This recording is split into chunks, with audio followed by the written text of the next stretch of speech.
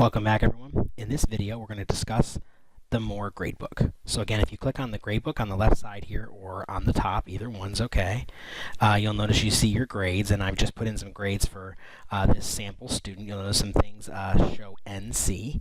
NC means that you have not met the prerequisite to score for that category. So some assignments have a percentage threshold, like 90%, you must score 90% on homework in order to receive credit, or whatever those things are.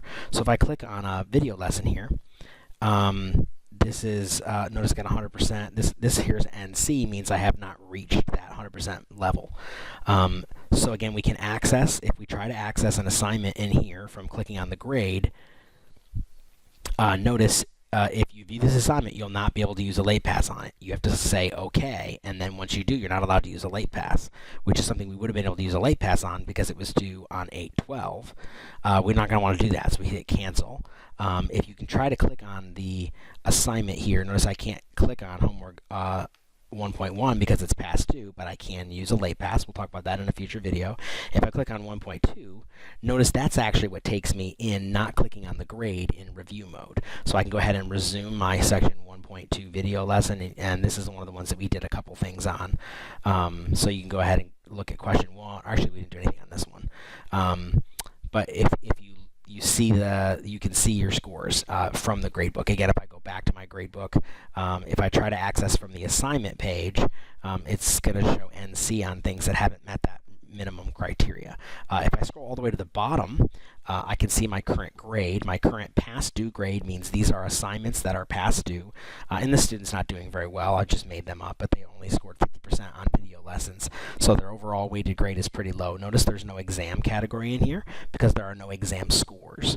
Now, your course may have some other things, all but past due and attempted, or whatever these other things are, but one of the all means this is counting all grades that are currently showing in the gradebook as part of the grade. But again, notice still no exams are in here because no exams have been entered in manually, which is how they typically are put in. So if you have no quizzes yet that have been due, you get an NA in that category, because there are still quizzes in here, right? They're just not past due yet. But notice there are no exam scores in your gradebook right now, so there's not even any spot to show the exam. But this 30% is essentially the grade you would have if the class ended right now with no more assignments. The 1.4 would be if you stopped doing all assignments and didn't complete another assignment for the rest of the semester. This would be your grade. Also assuming that exams haven't been counted, so you have to remember that that's a big deal.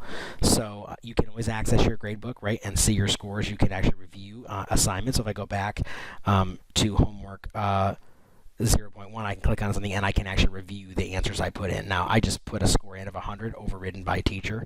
Here you can see that I overrode the score, so we could see a score in the gradebook, but you would actually be able to see the work that you did and actually the versions you had. So let's say you tried this problem 3 times. If you clicked here on version, you'd be able to see version 3 and see what you did on that question and the answers that you typed in.